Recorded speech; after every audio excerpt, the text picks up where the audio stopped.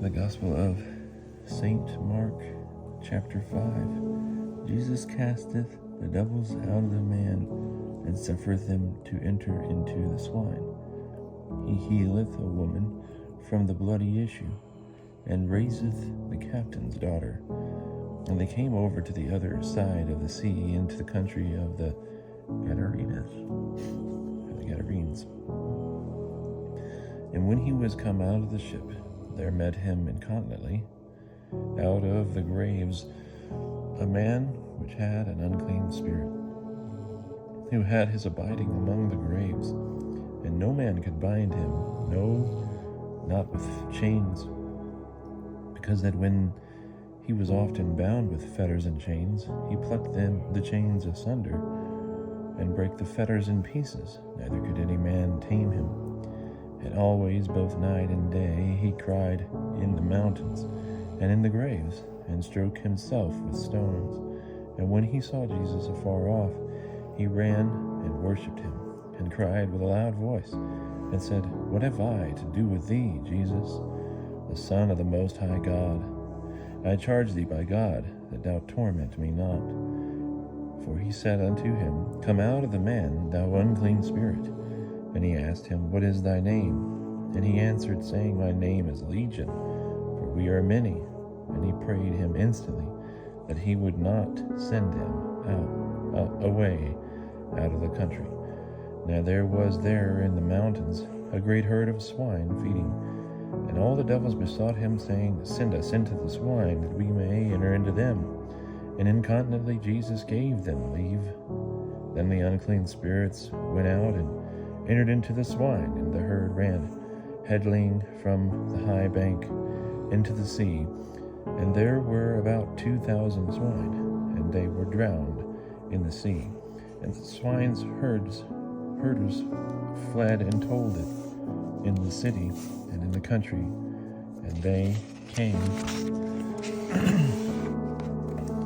out to see what it was that was done. And when they came to Jesus, and saw him that had been possessed with the devil, and had the legion, sit both clothed and in his right mind, and they were afraid. And they that saw it told them what was done to him that was possessed with the devil, and concerning the swine.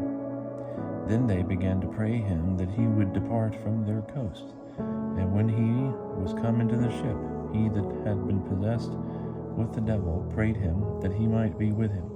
Howbeit Jesus would not suffer him, but said unto him, Go thy way home to thy friends, and shew them what great things the Lord hath done unto thee, and how he hath had compassion on thee. So he departed, and began to publish in Decapolis what great things Jesus had done unto him. And all men did marvel. And when Jesus was come over again by ship unto the other side, a great multitude gathered to him, and he was near unto the sea. And behold, there came one of the rulers of the synagogue, whose name was Jairus. And when he saw him, he fell down at his feet, and besought him instantly, saying, My little daughter lieth at point of death. I pray thee that thou wouldest come and lay thine hands on her, that she may be healed and live. And he went with him, and a great multitude followed him, and thronged him. And there was a certain woman which was diseased with an issue of blood 12 years, and had suffered many things of many physicians, and had spent all that she had, and it availed her nothing, but she became much worse. When she had heard of Jesus, she came in the press behind, and touched his garment. For she said, If I may but touch his clothes, I shall be whole. And straightway the course of her blood was dried up, and she felt in her body that she was healed of that plague. And immediately when Jesus did know in himself the virtue that went out of him, he turned him round about in the press, and said, Who hath touched my clothes? And his disciples said unto him, Thou seest the multitude throng thee, and sayest thou, Who did touch me?